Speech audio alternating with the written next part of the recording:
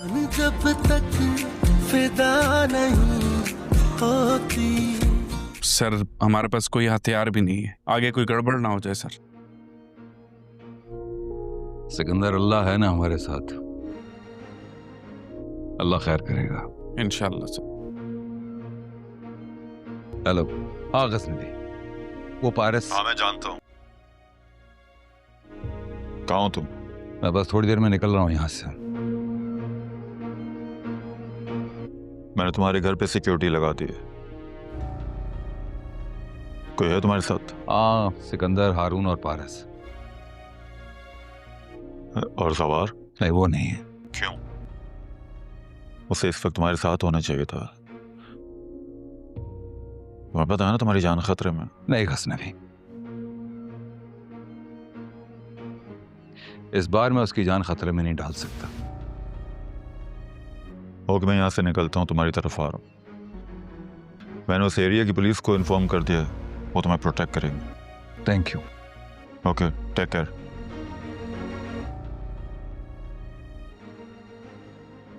हारून, मैं बहुत शर्मिंदा हूँ। इस सारी सिचुएशन की मुझे एक्सपेक्टेशंस थी, इसलिए ये सब कुछ मैं काफी उजरत में कर रहा था। और यही वजह थी कि मैंने तुम्हारी वालदा को भी नहीं बुलवाया। अंकल कोई बात नहीं, मैं समझ सकता हूँ। मैं बुरा नहीं मान रहा, और अब पाकिस्तान आया ही हूं तो अच्छा ये सब भी एक्सपीरियंस कर लूंगा। पारस को बुलाओ, चले। जी।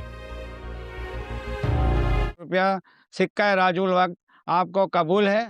बावज़ हक महर 50 लाख का निकाह हारून शेख के साथ पारस मीर महजाद।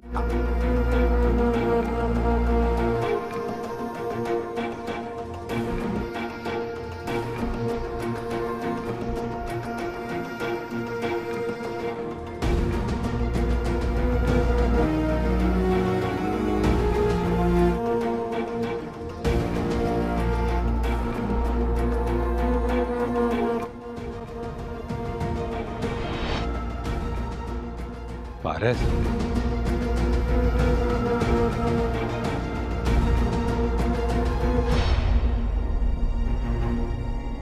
पारस मीर महजाद आपका निकाह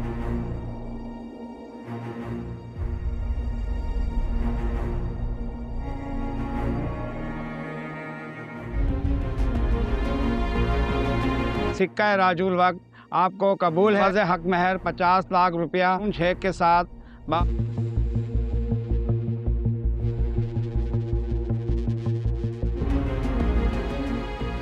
सर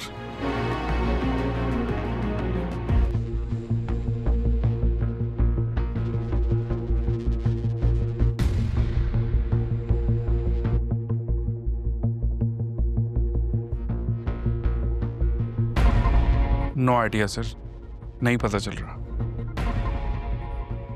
किसने?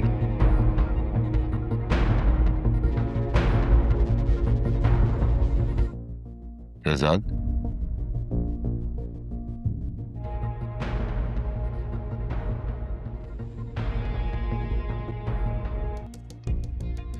Dad,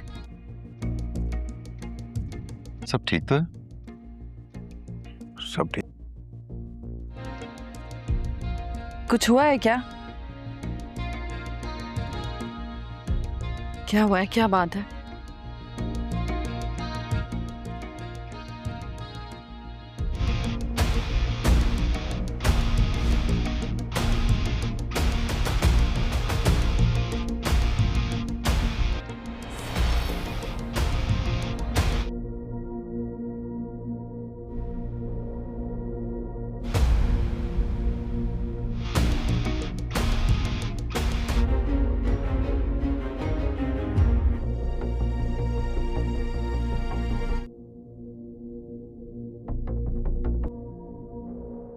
Excuse me.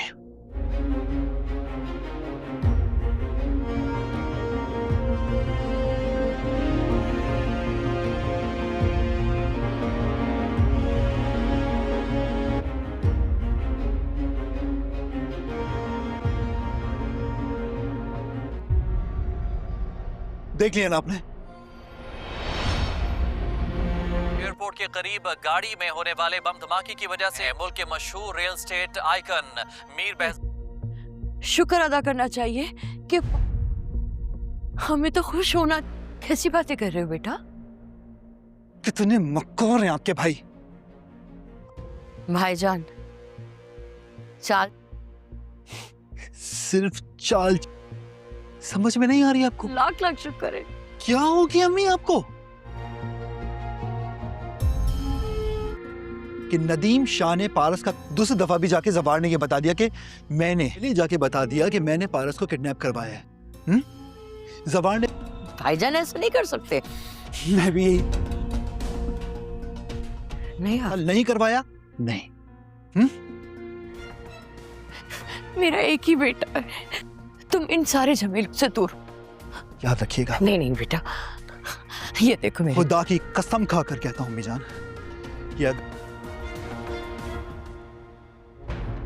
और ये सब कुछ समझ आइए आपको करवाया है मेरे बाप का। आप याद रखिएगा। आफ्ताब तुम्हारे अब्बू को तो वो सबूत है, सबूत। क्या सबूत है इस बात? अपने बाप के कातिल को देखने आया हूं।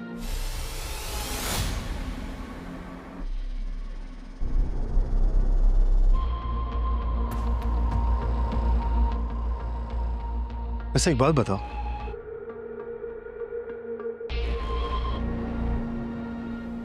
नहीं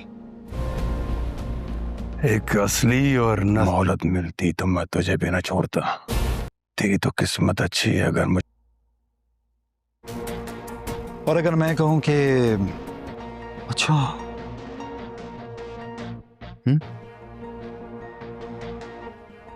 तो वैसे कैसा फील करोगे तुम? बेजात शाही अपनी बेटी का खातिर है तू। अच्छा जो बोलना तुम्हें मालूम है रबिश ऐसा जो तुम्हें गिरफ्तार करके लेकर आया यहाँ पे, हाँ? ये जो औरतों को बात ही नहीं थी, लेकिन उसकी वो भी अपने दिल के यहाँ तो मजबूर होकर करवाया था ना। वैसे सही बताऊं, कोई बकवास सुनने के मूड में नहीं हो। हाँ छोड़। मैं इस वक्त वहां जाके आप प्रेस कॉन्फ्रेंस करेंगे कि आपको भी आज संभाल लूंगा। मगर कैसे?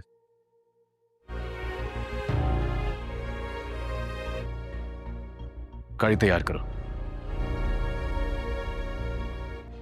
कैसी बातें कर रहे हो? आज फिर मेरी वजह से। एजाज सॉरी एजाज। ठीक है सर।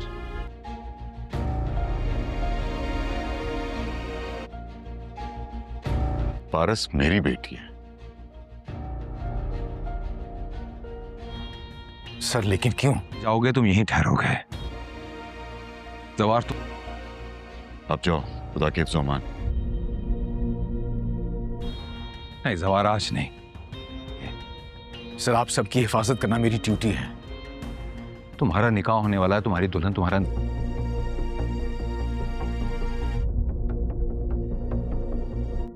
लेकिन आज मैं पारस की वजह से तुम्हारी खुशियां दांव पर नहीं लगा। सर लेकिन पारस मैडम मेरी जिम्मेदारी है। पर आज तुम्हें ये नहीं होगा। आजमाइश में डाल दिया था। पहले भी एक बार जवानी में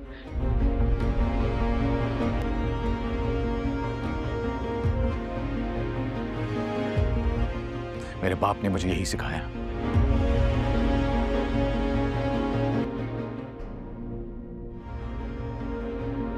बस कहा ना कि तुम नहीं जाओ। सर इजाज़त समझाओ इसे प्लीज।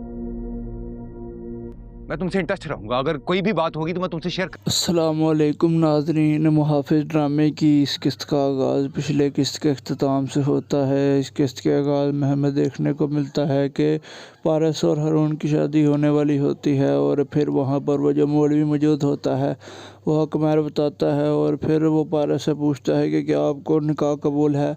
तो फिर वो चुप कर जाती है, वो काफ़ी अर्सा चुप रहती है और फिर हम देखते हैं कि वहाँ पर उसका वालिद उसकी तरफ देखता है और फिर वो उसे प्यार से बोलता है कि बेटा हाँ बोल दो।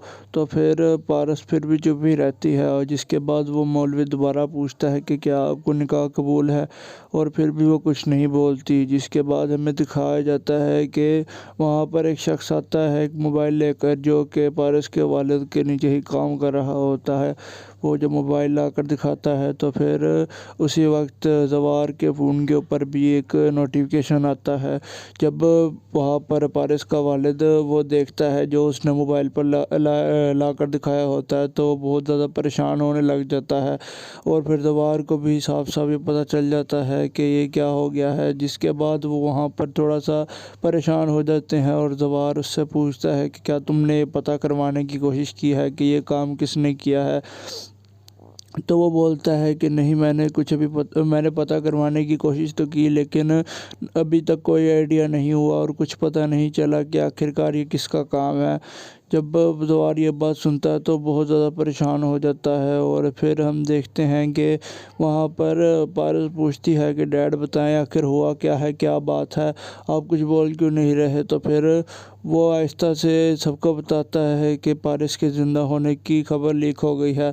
बात आगे तक पहुँच जाती है और सबको पता चल जाता है और फिर हम देखते हैं कि वो बहुत ज़्यादा परेशान हो जाते हैं सारे लोग ही और फिर वहाँ से बेदाद उठकर चले जाता है।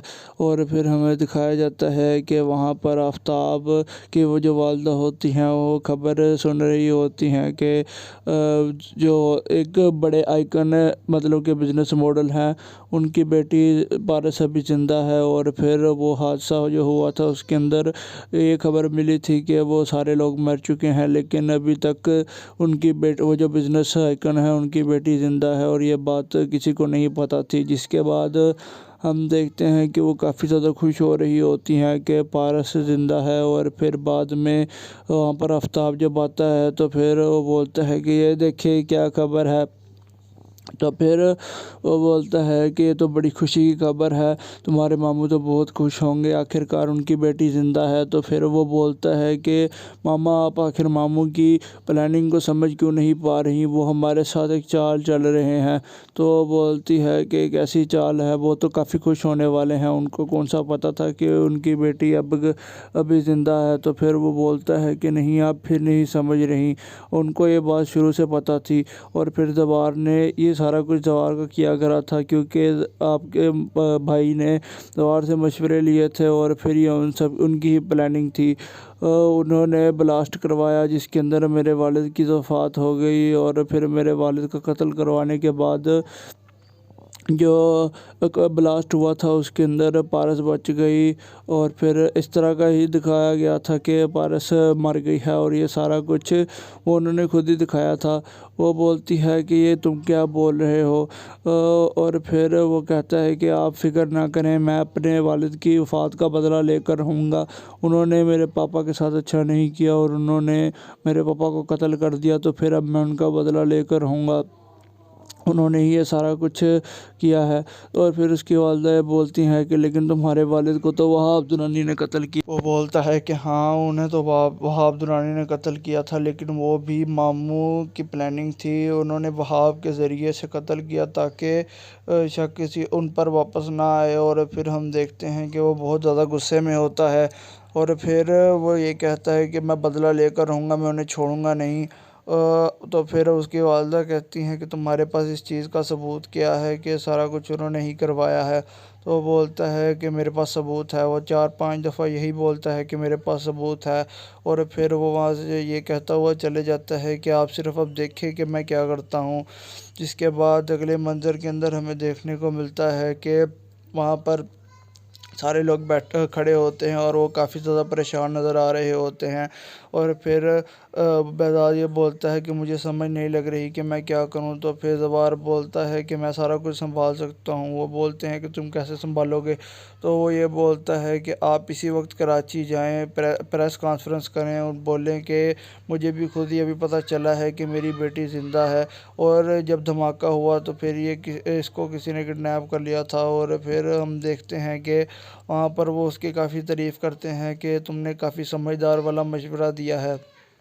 जिसके बाद वो वहाँ पर दूसरे शख्स को, वहाँ पर वो जो काम करने वाला होता है उसको ये बोलता है कि पारस को आपने अपने साथ लेकर जाना है। और फिर वहाँ पर वो गाड़ी तैयार करवाने लग जाते हैं। जिसके बाद वहाँ पर बेहजाद उससे इजाज़ से माफ़ी मांगता है कि तुम उसके बेटे को अभी भी दुख लगा हुआ है। और फिर वहाँ पर वो कहता है कि ऐसी कोई बात नहीं है, पारस मेरी बेटी है और तुम्हारी बेटी सलामत रहे। और फिर यहीं पर इस किस्त का अख्ताम भी हो जाता है।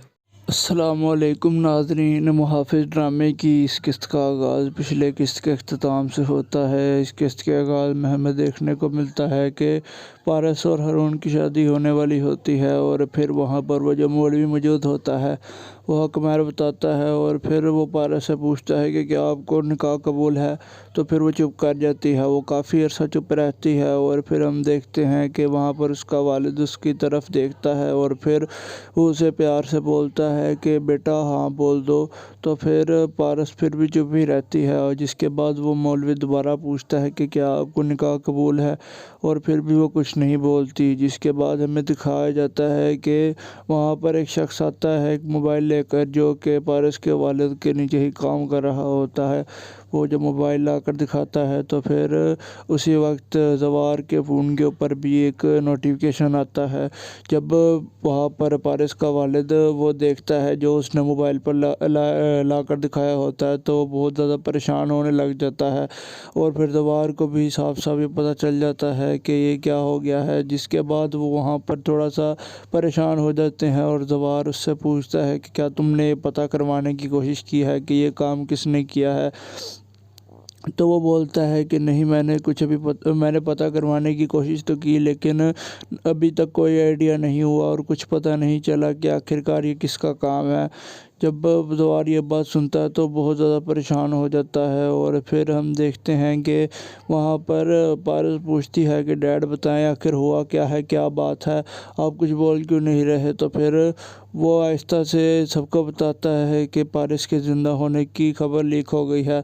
बात आगे तक पहुँच जाती है और सबको पता चल जाता है। और फिर हम देखते हैं कि वो बहुत ज़्यादा परेशान हो जाते हैं सारे लोग ही। और फिर वहाँ से बेहजाद उठकर चले जाता है।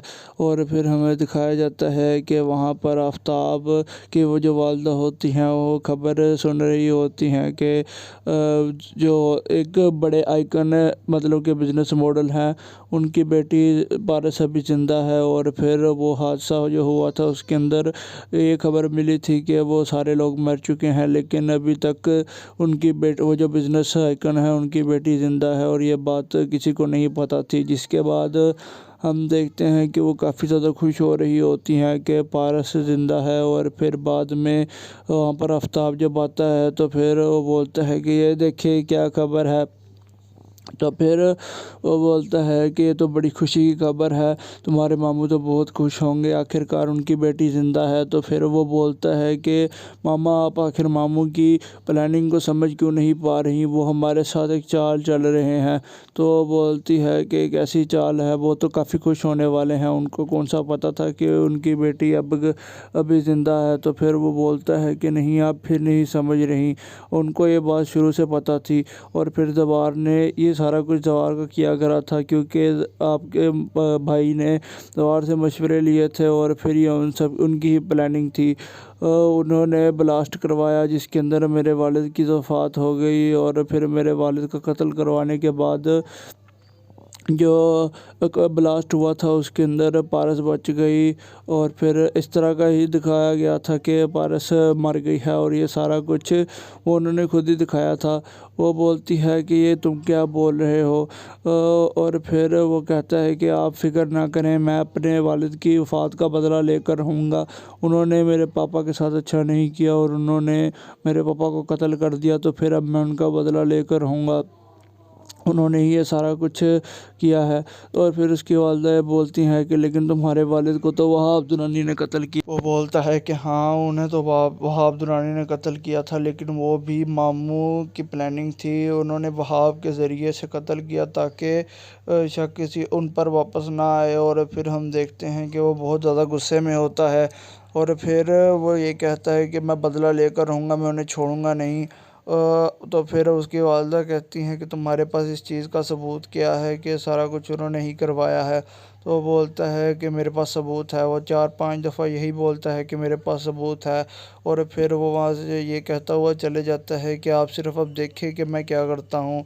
जिसके बाद अगले मंज़र के अंदर हमें देखने को मिलता है कि वहाँ पर सारे लोग खड़े होते हैं और वो काफ़ी ज़्यादा परेशान नज़र आ रहे होते हैं। और फिर बेहज़ाद ये बोलता है कि मुझे समझ नहीं लग रही कि मैं क्या करूं। तो फिर ज़वार बोलता है कि मैं सारा कुछ संभाल सकता हूं। वो बोलते हैं कि तुम कैसे संभालोगे। तो वो ये बोलता है कि आप इसी वक्त कराची जाएं, प्रेस कॉन्फ्रेंस करें और बोलें कि मुझे भी खुद ही अभी पता चला है कि मेरी बेटी ज़िंदा है और जब धमाका हुआ तो फिर इसको किसी ने किडनैप कर लिया था। और फिर हम देखते हैं कि वहाँ पर वो उसकी काफ़ी तारीफ़ करते हैं कि तुमने काफ़ी समझदार वाला मशवरा दिया है। जिसके बाद वो वहाँ पर दूसरे शख्स को, वहाँ पर वो जो काम करने वाला होता है, उसको ये बोलता है कि पारस को आपने अपने साथ लेकर जाना है। और फिर वहाँ पर वो गाड़ी तैयार करवाने लग जाते हैं। जिसके बाद वहाँ पर बेहज़ाद उससे इजाज़ से माफ़ी मांगता है कि तुम उसके बेटे को अभी भी दुख लगा हुआ है। और फिर वहाँ पर वो कहता है कि ऐसी कोई बात नहीं है, पारस मेरी बेटी है और तुम्हारी बेटी सलामत रहे। और फिर यहीं पर इस किस्त का अख्ताम भी हो जाता है। अस्सलामुअलैकुम नाज़रीन, मुहाफ़िज़ ड्रामे की इस किस्त का आगाज़ पिछले किस्त के अख्ताम से होता है। इस किस्त के आगाज़ में हमें देखने को मिलता है कि पारस और हारून की शादी होने वाली होती है। और फिर वहाँ पर वो जो मौलवी मौजूद होता है वो हक महर बताता है। और फिर वो पारस से पूछता है कि क्या आपको निकाह कबूल है। तो फिर वो चुप कर जाती है, वो काफ़ी अर्सा चुप रहती है। और फिर हम देखते हैं कि वहाँ पर उसका वालिद उसकी तरफ देखता है और फिर वो उसे प्यार से बोलता है कि बेटा हाँ बोल दो। तो फिर पारस फिर भी चुप ही रहती है। और जिसके बाद वो मौलवी दोबारा पूछता है कि क्या आपको निकाह कबूल है, और फिर भी वो कुछ नहीं बोलती। जिसके बाद हमें दिखाया जाता है कि वहाँ पर एक शख्स आता है एक मोबाइल लेकर, जो कि पारस के वालिद के नीचे ही काम कर रहा होता है। वो जो मोबाइल ला कर दिखाता है तो फिर उसी वक्त ज़वार के फ़ोन के ऊपर भी एक नोटिफिकेशन आता है। जब वहाँ पर पारस का वालिद वो देखता है जो उसने मोबाइल पर ला कर दिखाया होता है, तो वो बहुत ज़्यादा परेशान होने लग जाता है। और फिर ज़वार को भी साफ साफ ये पता चल जाता है कि ये क्या हो गया है। जिसके बाद वो वहाँ पर थोड़ा सा परेशान हो जाते हैं और ज़वार उससे पूछता है कि क्या तुमने पता करवाने की कोशिश की है कि ये काम किसने किया है। तो वो बोलता है कि नहीं, मैंने पता करवाने की कोशिश तो की, लेकिन अभी तक कोई आइडिया नहीं हुआ और कुछ पता नहीं चला कि आखिरकार ये किसका काम है। जब ज़वार ये बात सुनता है तो बहुत ज़्यादा परेशान हो जाता है। और फिर हम देखते हैं कि वहाँ पर पारस पूछती है कि डैड बताएं आखिर हुआ क्या है, क्या बात है, आप कुछ बोल क्यों नहीं रहे। तो फिर वो आहिस्ता से सबको बताता है कि पारस के ज़िंदा होने की खबर लीक हो गई है। बात आगे तक पहुँच जाती है और सबको पता चल जाता है। और फिर हम देखते हैं कि वो बहुत ज़्यादा परेशान हो जाते हैं सारे लोग ही। और फिर वहाँ से बेहज़ाद उठकर चले जाता है। और फिर हमें दिखाया जाता है कि वहाँ पर आफ्ताब की वो जो वालदा होती हैं वो खबर सुन रही होती हैं कि जो एक बड़े आइकन मतलब के बिज़नेस मॉडल हैं, उनकी बेटी पारस अभी ज़िंदा है। और फिर वो हादसा जो हुआ था उसके अंदर ये खबर मिली थी कि वो सारे लोग मर चुके हैं, लेकिन अभी तक उनकी वो जो बिज़नेस आइकन है उनकी बेटी ज़िंदा है और ये बात किसी को नहीं पता थी। जिसके बाद हम देखते हैं कि वो काफ़ी ज़्यादा खुश हो रही होती हैं कि पारस ज़िंदा है। और फिर बाद में वहाँ पर आफ्ताब जब आता है तो फिर वो बोलता है कि ये देखिए क्या खबर है। तो फिर वो बोलता है कि ये तो बड़ी खुशी की खबर है, तुम्हारे मामू तो बहुत खुश होंगे, आखिरकार उनकी बेटी ज़िंदा है। तो फिर वो बोलता है कि मामा आप आखिर मामू की प्लानिंग को समझ क्यों नहीं पा रही, वो हमारे साथ एक चाल चल रहे हैं। तो वो बोलती है कि एक ऐसी चाल है, वो तो काफ़ी खुश होने वाले हैं, उनको कौन सा पता था कि उनकी बेटी अभी ज़िंदा है। तो फिर वो बोलता है कि नहीं आप फिर नहीं समझ रही, उनको ये बात शुरू से पता थी। और फिर जवार ने ये सारा कुछ जवार का किया करा था, क्योंकि आपके भाई ने जवार से मशवरे लिए थे और फिर ये उनकी ही प्लानिंग थी। उन्होंने ब्लास्ट करवाया जिसके अंदर मेरे वालिद की वफ़ात हो गई, और फिर मेरे वालिद का कत्ल करवाने के बाद जो ब्लास्ट हुआ था उसके अंदर पारस बच गई। और फिर इस तरह का ही दिखाया गया था कि पारस मर गई है, और ये सारा कुछ वो उन्होंने खुद ही दिखाया था। वो बोलती है कि ये तुम क्या बोल रहे हो, और फिर वो कहता है कि आप फ़िक्र ना करें, मैं अपने वालिद की वफ़ात का बदला लेकर रहूँगा। उन्होंने मेरे पापा के साथ अच्छा नहीं किया और उन्होंने मेरे पापा को कत्ल कर दिया, तो फिर अब मैं उनका बदला लेकर रहूँगा, उन्होंने ही ये सारा कुछ किया है। और फिर उसकी वालिदा बोलती हैं कि लेकिन तुम्हारे वालिद को तो वहाब दुरानी ने कत्ल किया। वो बोलता है कि हाँ उन्हें तो वहाब दुरानी ने कत्ल किया था, लेकिन वो भी मामू की प्लानिंग थी, उन्होंने वहाब के ज़रिए से कत्ल किया ताकि शक किसी उन पर वापस ना आए। और फिर हम देखते हैं कि वो बहुत ज़्यादा गुस्से में होता है, और फिर वो ये कहता है कि मैं बदला लेकर रहूँगा, मैं उन्हें छोड़ूंगा नहीं। तो फिर उसकी वालिदा कहती हैं कि तुम्हारे पास इस चीज़ का सबूत क्या है कि सारा कुछ उन्होंने ही करवाया है। तो वो बोलता है कि मेरे पास सबूत है, वो 4-5 दफ़ा यही बोलता है कि मेरे पास सबूत है। और फिर वो वहाँ से ये कहता हुआ चले जाता है कि आप सिर्फ अब देखें कि मैं क्या करता हूँ। जिसके बाद अगले मंज़र के अंदर हमें देखने को मिलता है कि वहाँ पर सारे लोग खड़े होते हैं और वो काफ़ी ज़्यादा परेशान नज़र आ रहे होते हैं। और फिर बेज़ार ये बोलता है कि मुझे समझ नहीं लग रही कि मैं क्या करूं। तो फिर ज़वार बोलता है कि मैं सारा कुछ संभाल सकता हूं। वो बोलते हैं कि तुम कैसे संभालोगे। तो वो ये बोलता है कि आप इसी वक्त कराची जाएं, प्रेस कॉन्फ्रेंस करें और बोलें कि मुझे भी खुद ही अभी पता चला है कि मेरी बेटी ज़िंदा है, और जब धमाका हुआ तो फिर इसको किसी ने किडनैप कर लिया था। और फिर हम देखते हैं कि वहाँ पर वो उसकी काफ़ी तारीफ़ करते हैं कि तुमने काफ़ी समझदार वाला मशवरा दिया है।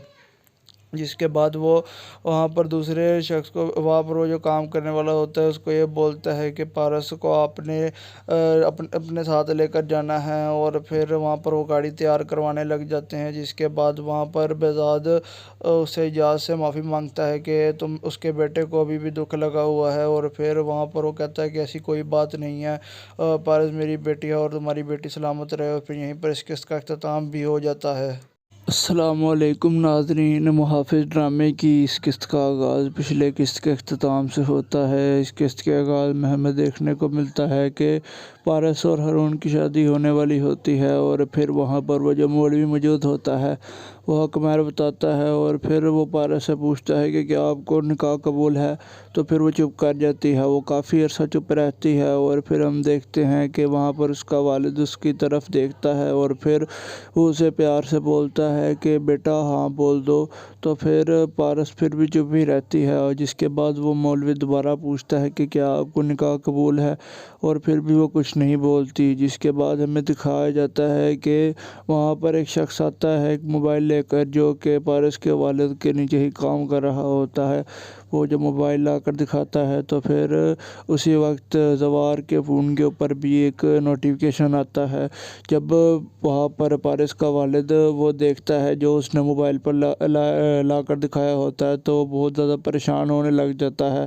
और फिर ज़वार को भी साफ साफ ये पता चल जाता है कि ये क्या हो गया है। जिसके बाद वो वहाँ पर थोड़ा सा परेशान हो जाते हैं, और ज़वार उससे पूछता है कि क्या तुमने पता करवाने की कोशिश की है कि ये काम किसने किया है। तो वो बोलता है कि नहीं, मैंने कुछ मैंने पता करवाने की कोशिश तो की, लेकिन अभी तक कोई आइडिया नहीं हुआ और कुछ पता नहीं चला कि आखिरकार ये किसका काम है। जब जवार ये बात सुनता है तो बहुत ज़्यादा परेशान हो जाता है। और फिर हम देखते हैं कि वहाँ पर पारस पूछती है कि डैड बताएं आखिर हुआ क्या है, क्या बात है, आप कुछ बोल क्यों नहीं रहे। तो फिर वो आहिस्ता से सबको बताता है कि पारस के ज़िंदा होने की खबर लीक हो गई है। बात आगे तक पहुंच जाती है और सबको पता चल जाता है। और फिर हम देखते हैं कि वो बहुत ज़्यादा परेशान हो जाते हैं सारे लोग ही। और फिर वहाँ से बेदाद उठकर चले जाता है। और फिर हमें दिखाया जाता है कि वहाँ पर आफ्ताब की वो जो वालदा होती हैं वो खबर सुन रही होती हैं कि जो एक बड़े आइकन मतलब के बिजनेस मॉडल हैं उनकी बेटी पारस अभी ज़िंदा है। और फिर वो हादसा जो हुआ था उसके अंदर ये खबर मिली थी कि वो सारे लोग मर चुके हैं, लेकिन अभी तक उनकी वो जो बिजनेस आइकन है उनकी बेटी ज़िंदा है और ये बात किसी को नहीं पता थी। जिसके बाद हम देखते हैं कि वो काफ़ी ज़्यादा खुश हो रही होती हैं कि पारस ज़िंदा है। और फिर बाद में वहाँ पर आफ्ताब जब आता है तो फिर वो बोलता है कि ये देखिए क्या खबर है।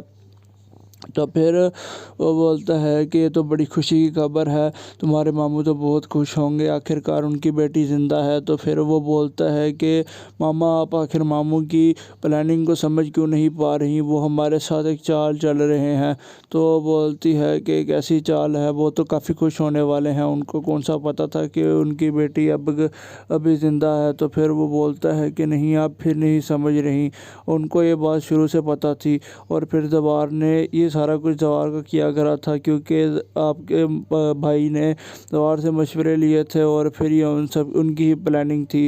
उन्होंने ब्लास्ट करवाया जिसके अंदर मेरे वालिद की वफ़ात हो गई। और फिर मेरे वालिद का कत्ल करवाने के बाद जो ब्लास्ट हुआ था उसके अंदर पारस बच गई।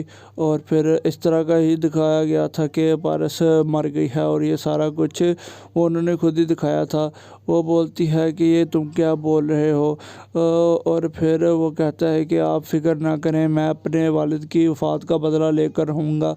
उन्होंने मेरे पापा के साथ अच्छा नहीं किया और उन्होंने मेरे पापा को कत्ल कर दिया, तो फिर अब मैं उनका बदला लेकर रहूँगा, उन्होंने ही ये सारा कुछ किया है। और फिर उसकी वालिदा बोलती हैं कि लेकिन तुम्हारे वालिद को तो वहाब दुरानी ने कत्ल किया। वो बोलता है कि हाँ उन्हें तो वहाब दुरानी ने कत्ल किया था, लेकिन वो भी मामू की प्लानिंग थी, उन्होंने वहाब के ज़रिए से कत्ल किया ताकि शक किसी उन पर वापस ना आए। और फिर हम देखते हैं कि वो बहुत ज़्यादा गुस्से में होता है और फिर वो ये कहता है कि मैं बदला लेकर रहूँगा, मैं उन्हें छोड़ूंगा नहीं। तो फिर उसकी वालिदा कहती हैं कि तुम्हारे पास इस चीज़ का सबूत क्या है कि सारा कुछ उन्होंने ही करवाया है। तो वो बोलता है कि मेरे पास सबूत है। वो 4-5 दफ़ा यही बोलता है कि मेरे पास सबूत है। और फिर वो वहाँ से ये कहता हुआ चले जाता है कि आप सिर्फ अब देखें कि मैं क्या करता हूँ। जिसके बाद अगले मंज़र के अंदर हमें देखने को मिलता है कि वहाँ पर सारे लोग खड़े होते हैं और वो काफ़ी ज़्यादा परेशान नज़र आ रहे होते हैं। और फिर बेदाद ये बोलता है कि मुझे समझ नहीं लग रही कि मैं क्या करूं। तो फिर जवार बोलता है कि मैं सारा कुछ संभाल सकता हूं। वो बोलते हैं कि तुम कैसे संभालोगे।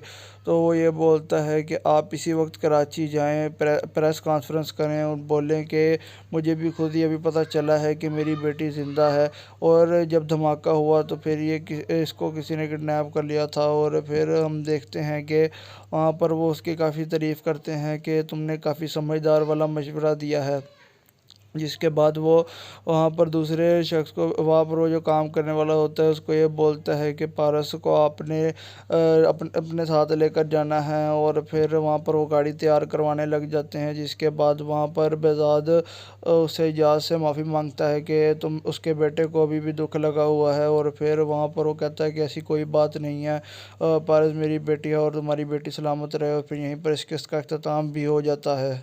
अस्सलामुअलैकुम नाज़रीन, मुहाफ़िज़ ड्रामे की इस किस्त का आगाज़ पिछले किस्त के अख्ताम से होता है। इस किस्त के आगाज़ में हमें देखने को मिलता है कि पारस और हारून की शादी होने वाली होती है और फिर वहाँ पर वो जो मौलवी मौजूद होता है वो हक महर बताता है और फिर वो पारस से पूछता है कि क्या आपको निकाह कबूल है, तो फिर वो चुप कर जाती है। वो काफ़ी अर्सा चुप रहती है और फिर हम देखते हैं कि वहाँ पर उसका वालिद उसकी तरफ देखता है और फिर वो उसे प्यार से बोलता है कि बेटा हाँ बोल दो।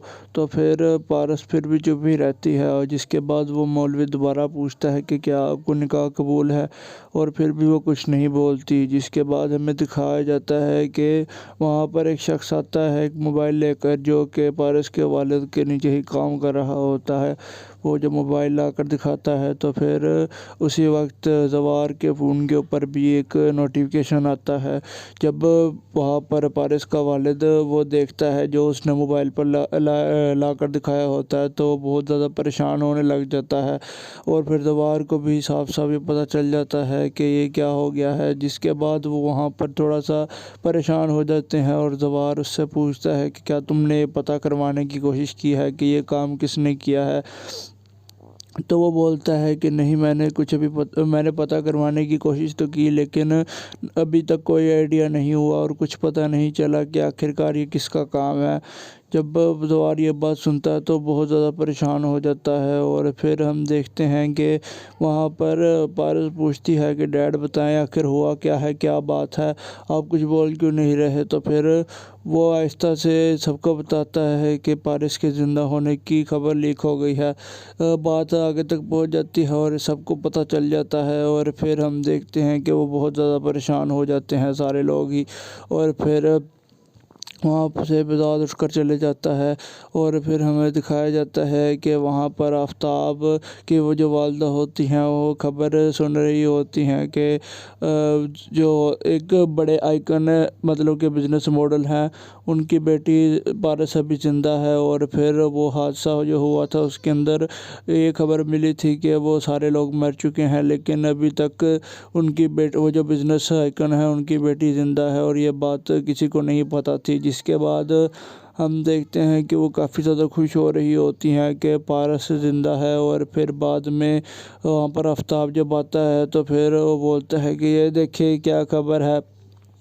तो फिर वो बोलता है कि ये तो बड़ी खुशी की खबर है, तुम्हारे मामू तो बहुत खुश होंगे, आखिरकार उनकी बेटी ज़िंदा है। तो फिर वो बोलता है कि मामा आप आखिर मामू की प्लानिंग को समझ क्यों नहीं पा रही, वो हमारे साथ एक चाल चल रहे हैं। तो वो बोलती है कि एक ऐसी चाल है, वो तो काफ़ी खुश होने वाले हैं, उनको कौन सा पता था कि उनकी बेटी अभी ज़िंदा है। तो फिर वो बोलता है कि नहीं आप फिर नहीं समझ रही, उनको ये बात शुरू से पता थी। और फिर जवार ने ये सारा कुछ जवार का किया करा था, क्योंकि आपके भाई ने जवार से मशवरे लिए थे और फिर ये उनकी ही प्लानिंग थी। उन्होंने ब्लास्ट करवाया जिसके अंदर मेरे वालिद की वफ़ात हो गई और फिर मेरे वालिद का कत्ल करवाने के बाद जो ब्लास्ट हुआ था उसके अंदर पारस बच गई। और फिर इस तरह का ही दिखाया गया था कि पारस मर गई है और ये सारा कुछ वो उन्होंने खुद ही दिखाया था। वो बोलती है कि ये तुम क्या बोल रहे हो, और फिर वो कहता है कि आप फ़िक्र ना करें, मैं अपने वालिद की वफ़ात का बदला लेकर रहूँगा। उन्होंने मेरे पापा के साथ अच्छा नहीं किया और उन्होंने मेरे पापा को कत्ल कर दिया, तो फिर अब मैं उनका बदला लेकर रहूँगा, उन्होंने ही ये सारा कुछ किया है। और फिर उसकी वालिदा बोलती हैं कि लेकिन तुम्हारे वालिद को तो वहाब दुरानी ने कत्ल किया। वो बोलता है कि हाँ उन्हें तो वहाब दुरानी ने कत्ल किया था, लेकिन वो भी मामू की प्लानिंग थी, उन्होंने वहाब के ज़रिए से कत्ल किया ताकि शक किसी उन पर वापस ना आए। और फिर हम देखते हैं कि वो बहुत ज़्यादा गुस्से में होता है और फिर वो ये कहता है कि मैं बदला लेकर रहूँगा, मैं उन्हें छोड़ूंगा नहीं। तो फिर उसकी वालिदा कहती हैं कि तुम्हारे पास इस चीज़ का सबूत क्या है कि सारा कुछ उन्होंने ही करवाया है। तो वो बोलता है कि मेरे पास सबूत है। वो 4-5 दफ़ा यही बोलता है कि मेरे पास सबूत है और फिर वो वहाँ से ये कहता हुआ चले जाता है कि आप सिर्फ अब देखें कि मैं क्या करता हूँ। जिसके बाद अगले मंज़र के अंदर हमें देखने को मिलता है कि वहाँ पर सारे लोग खड़े होते हैं और वो काफ़ी ज़्यादा परेशान नज़र आ रहे होते हैं। और फिर बेहज़ाद ये बोलता है कि मुझे समझ नहीं लग रही कि मैं क्या करूं। तो फिर ज़वार बोलता है कि मैं सारा कुछ संभाल सकता हूं। वो बोलते हैं कि तुम कैसे संभालोगे। तो वो ये बोलता है कि आप इसी वक्त कराची जाएं, प्रेस कॉन्फ्रेंस करें और बोलें कि मुझे भी खुद ही अभी पता चला है कि मेरी बेटी ज़िंदा है और जब धमाका हुआ तो फिर इसको किसी ने किडनैप कर लिया था। और फिर हम देखते हैं कि वहाँ पर वो उसकी काफ़ी तारीफ़ करते हैं कि तुमने काफ़ी समझदार वाला मशवरा दिया है। जिसके बाद वो वहाँ पर दूसरे शख्स को, वहाँ पर वो जो काम करने वाला होता है उसको ये बोलता है कि पारस को अपने साथ लेकर जाना है। और फिर वहाँ पर वो गाड़ी तैयार करवाने लग जाते हैं। जिसके बाद वहाँ पर बेहज़ाद उससे इजाज़ से माफ़ी मांगता है कि तुम उसके बेटे को अभी भी दुख लगा हुआ है। और फिर वहाँ पर वो कहता है कि ऐसी कोई बात नहीं है, पारस मेरी बेटी है और तुम्हारी बेटी सलामत रहे। और फिर यहीं पर इस किस्त का अख्ताम भी हो जाता है।